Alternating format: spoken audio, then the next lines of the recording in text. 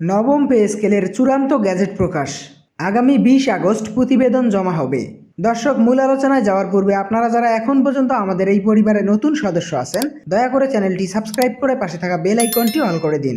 সরকারি চাকরিজীবীদের দীর্ঘ প্রতীক্ষিত অপেক্ষার অবসান ঘটতে চলেছে। অবশেষে সরকারি চাকরিজীবীদের নবম পে স্কেল বাস্তবায়নের চূড়ান্ত প্রতিবেদন জমা দিয়েছে অর্থ সচিব জাকির আহমেদ খান।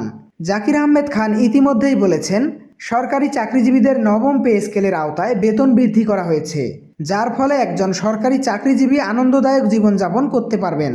বাজারের দ্রব্যমূল্যের ঊর্ধ্বগতির দিক বিবেচনা করেই বেতন বৃদ্ধির সিদ্ধান্ত হাতে নেওয়া হয়েছে।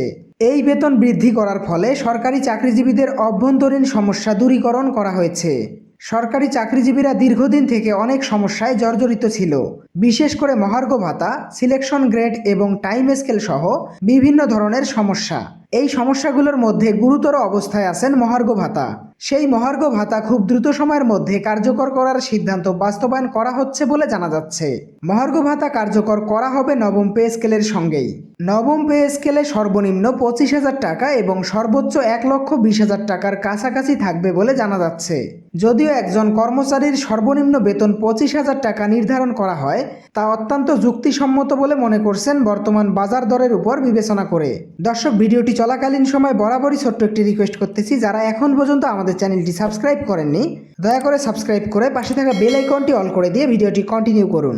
অর্থনীতিবিদরা বলেন, আমরা বাংলাদেশের অর্থনৈতিক দিক পর্যালোচনা করেই বেতন সর্বনিম্ন 20 থেকে 25,000 টাকা করার সিদ্ধান্ত সময়োপযোগী বলে মনে করি।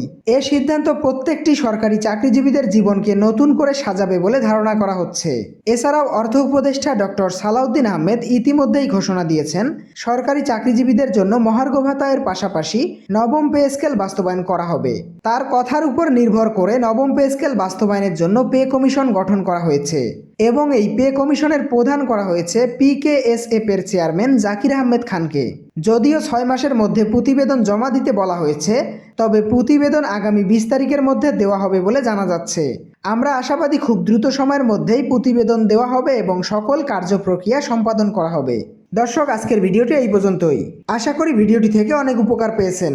যদি উপকার পেয়ে থাকেন তাহলে অবশ্যই আমাদের চ্যানেলটি সাবস্ক্রাইব করে পাশে থাকা বেল আইকনটি অল করে দিন।